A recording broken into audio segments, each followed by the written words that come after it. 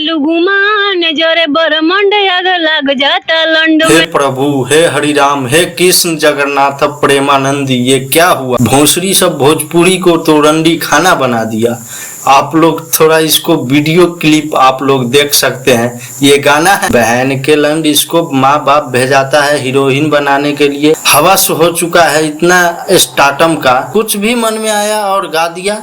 आप लोग थोड़ा ये वीडियो क्लिप देखिए। करेलू गुमान जोरे बरमंड आग लग जाता लंड में, ओ आग लग जाता लंड में। ऐसे आप लड़की है ना हमारा? जी लड़की। आपको क्या लग रहा है? हमको तो शक लग रहा है कि लड़की आप नहीं है। जी लड़की ही है। किन्नर तो नहीं है ना कहीं? इसका राइटर यही है, जो पीछे आपको नजर आ रहा है यही इसको राइटर है। ये भोजपुरी में, बिहार में जहाँ तक हम देखते हैं कि कोई भी मतलब कुछ भी होता है, हम लड़ धरे आइल बड़ा लंडू खड़े आइल बड़ा जाएंगे, तो उसको हम गाना में बदल दिए तो क्या दिक्कत है? और आप लोग बताइए कि ऐसा भोजपुरी में होना चाहिए? स्टार्टम के लिए कुछ भी गा, ये सब ठीक नहीं है। तो आप लोग ये वीडियो देख करके क्या कमेंट कीजिएगा। चैनल पे नए हो तो सब्सक्राइब कर लीजिएगा और